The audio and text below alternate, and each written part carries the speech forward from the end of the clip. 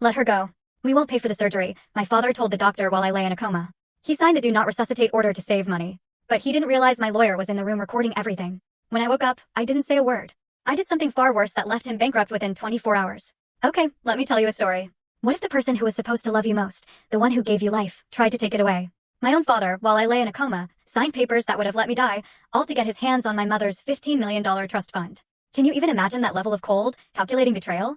But here's the kicker. What he didn't know is that my lawyer was right there in the room, recording every single word of his horrifying scheme. I'm Fiona Sullivan, 32 years old, and when I finally woke up from that coma, I didn't just confront him. Oh no.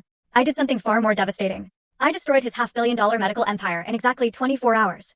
Just 3 months before that nightmare, I was sitting at the massive mahogany conference table in my father's office at Sullivan Medical Group. He slid another one of those fake charity donation forms across to me. The Sullivan Foundation for Medical Innovation. It sounded so noble, didn't it? Until you actually looked at where the money was going. Just sign it, Fiona, my father, Robert Sullivan, said, not even glancing up from his phone.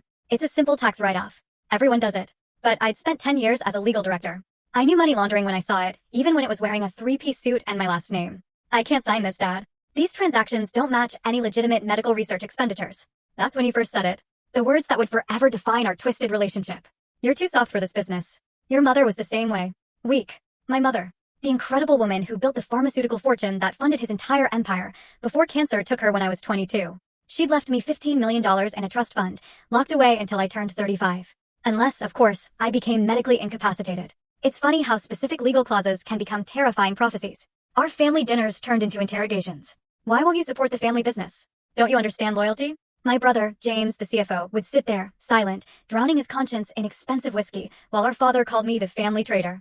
They thought my refusal to participate made me weak. They completely mistook my integrity for inability. They assumed that because I wouldn't cross legal lines, I couldn't see them being crossed. You need to understand the sheer scale of what Robert Sullivan controlled. Sullivan Medical Group wasn't just a hospital network, it was a healthcare kingdom spanning all of New England. 12 hospitals, 3,000 doctors, annual revenue of $2.8 billion. My father held 9 board positions across the industry, and he controlled voting shares that, he believed, made him untouchable. The crown jewel, his ultimate triumph, was the pending merger with Hartford Healthcare Systems. Full story on the channel. Link below. Click now and watch what happened next.